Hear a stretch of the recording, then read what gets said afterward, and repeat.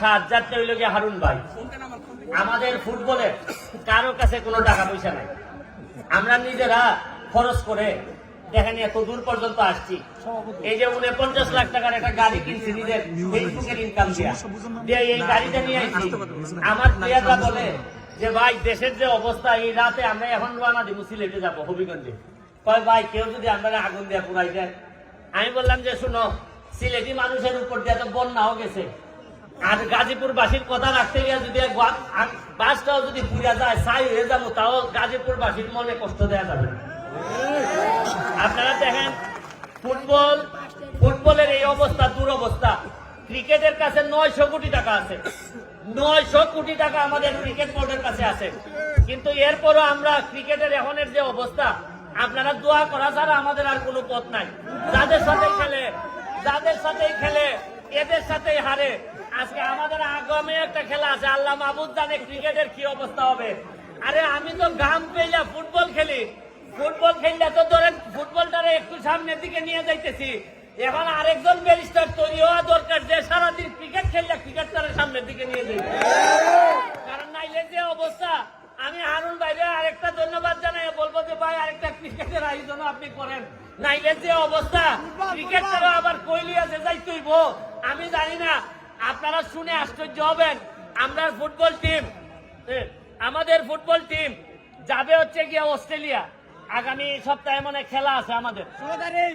কয় তারিখ? 16 তারিখ।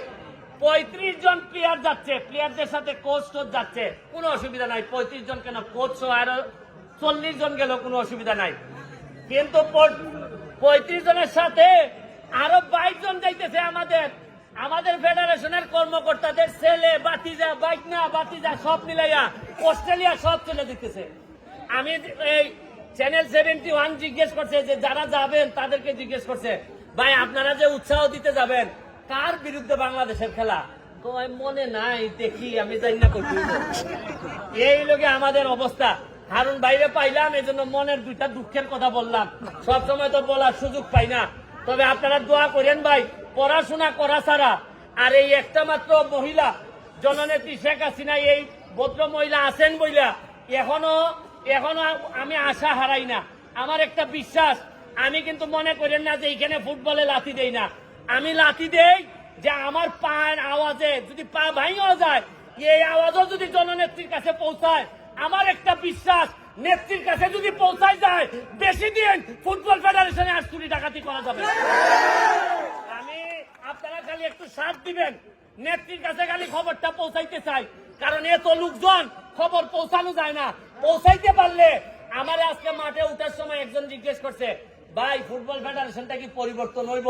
আমি আপনারা উত্তর ওই সময় দিতে পারি নাই, তবে এখন বলতে চাই, ভাই আপনারা একটু আওয়াজ তুলেন, নেত্রীর কাছে যদি খবরটা পৌঁছায়, ঠিকই দেখবেন এক সময় না এক সময় পদ্মা সেতু যেহেতু হইতে পারছে, আমাদের ফুটবল ফেডারেশনও একদম ভালো মানুষরাই ফুটবল ফেডারেশনে আসবে। এই কথা বলে আবারও শেষ করতেছি, এখন প্রাইজ দেওয়ার পালা।